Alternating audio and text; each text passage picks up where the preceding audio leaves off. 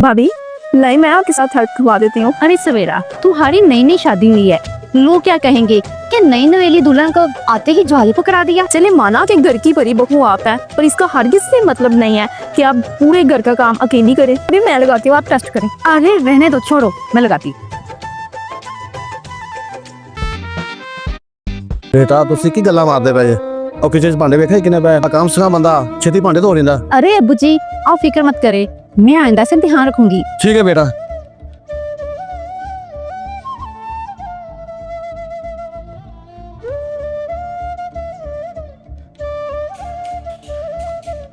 बेटा तुसी इत्थे बैठियां जे अंदर एसी ते बत्तियां बंद कर देगे पुत्त। सॉरी अब्बू जी, दिमाग से निकल गया था, आइंदा से ध्यान रखेंगे। ਤੁਹਾਨੂੰ नहीं पता पिछले महीने कितना बिल आया है?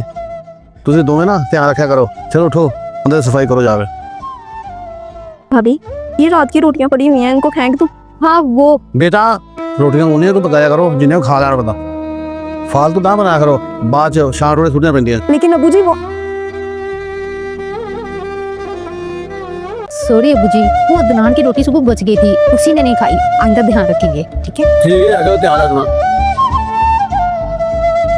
क्या हुआ सवेरा, तुम इतने गुस्से में अंदर क्यों आ गई? भाभी आपको नहीं लगता अबू कुछ ज्यादा ही टोकते हैं? और आप हैं हर बात पे उनको जी करती हैं, कुछ भी नहीं कहती आप तो उनको। अरे सवेरा, मैं उनको इसलिए नहीं कुछ कहती क्योंकि मैं उनको समझती हूँ। मुझे पता है तुम्हें अब्बू जी की बातों का बुरा लगता है, लेकिन अब्बू जी दिल के बुरे नहीं है। और तुम्हें पता है, आज मैं तुम्हारी जगह अपने आप को देख रही हूँ। जब मेरी नई नई शादी हुई थी ना, और मैं इस घर में ब्याह के आई थी, तो अब्बू जी भी मुझे हर छोटी छोटी बात पे टोका करते थे। जब माँ जी ब्याह के आई थी ना इस घर में, तो मेरे ससुर के हालात इतने अच्छे नहीं थे।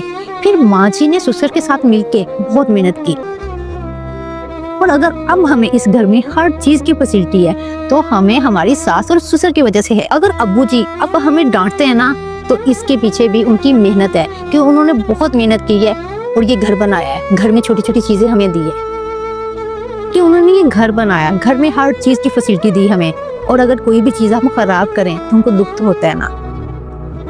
ये चीजें हमें बहुत आसानी से मिल गई हैं। और पता है, किसी ने सही कहा है, जो मिल जाए वो नायाब नहीं रहता।